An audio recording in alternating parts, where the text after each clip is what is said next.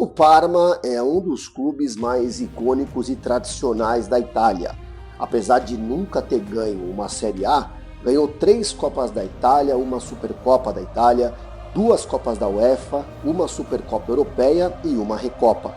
Montou um timaço, quem não lembra, no final dos anos 90, tinha Buffon, Cannavaro, Veron, Crespo e teve, claro, jogadores da seleção brasileira que passaram por lá.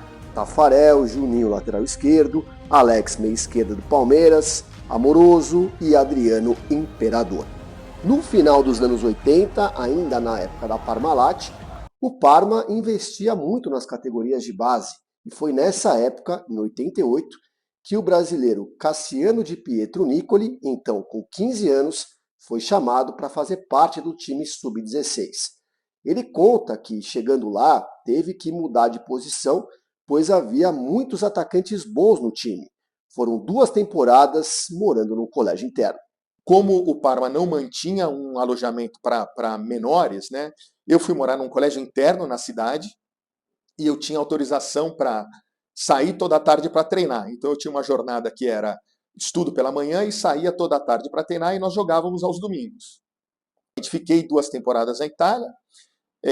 Acho que foi um tempo ótimo, porque também depois de 90 o Parma muda completamente de filosofia. Antes era um time que era basicamente formador de jogadores e vendia para os grandes times da Itália, mas no final entre 89 e 90 o Parma efetivamente assume o comando do clube. E com isso tem uma injeção de capital muito forte no time, e o time muda completamente de cara, deixa de dar valor para a base e começa a contratar jogadores formados, aí sim para montar um time muito competitivo para disputar a Série A. Nessa época que o Tafarel chega no clube, eu lembro que um dos primeiros que chegaram lá tinha um sueco, o Thomas Brolin, chega no clube.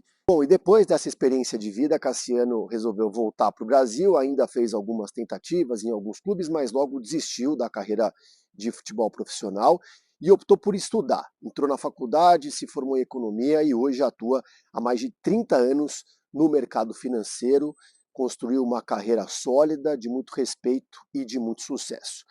Só que ele nunca deixou de bater a sua bolinha, claro, no nível amador aqui de São Paulo. Então, hoje, inclusive, ele disputa 2 campeonatos, um no São Paulo Futebol Clube e outro no Esporte Clube Pinheiros, ambos na categoria Master.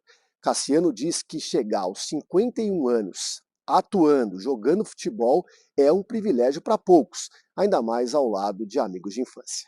Eu acho que quando você desiste do sonho de ser um jogador de futebol e acaba decidindo, porque é nato, quer dizer, é um negócio que é nosso, a gente nunca vai deixar de jogar futebol, né?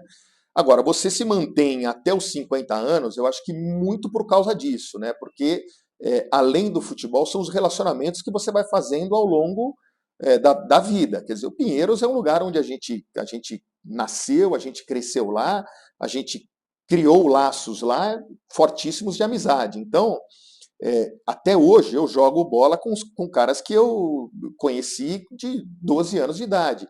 A paixão pelo futebol está no sangue, na família do Cassiano, passou de geração para geração, começou com o pai dele, passou para ele e ele passou para o filho Enzo.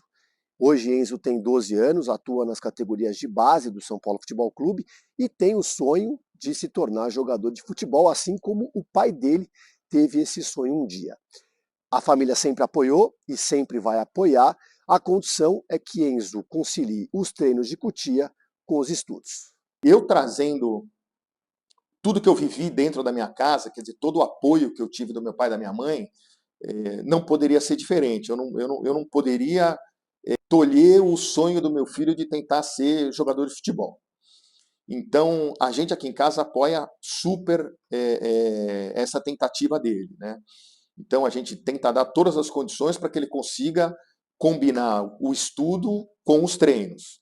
Não é fácil, o moleque tem uma agenda durante o ano, pô, super difícil. O cara sai da escola, hoje eu tenho uma pessoa que leva ele para Cotia, ele almoça no carro, treina a tarde inteira, volta para casa mais ou menos umas 6, 6 e meia, 7 horas, a gente faz com que ele estude 1 hora, 1 hora e meia, para conseguir fazer o acompanhamento também da escola, senão não tem sentido jogar futebol e largar os estudos. Tem uns baita embates aqui dentro de casa, eu querendo mostrar algumas coisas para ele, ele muitas vezes não aceita, eu tentando dizer para ele que, puta, talvez eu seja um cara que possa ajudar ele muito dentro dessa jornada, né? Agora é o destino que vai dizer se Enzo vai exercer o futebol profissionalmente ou então se divertir jogando bola ao lado dos amigos no clube que foi criado, assim como o pai dele fez.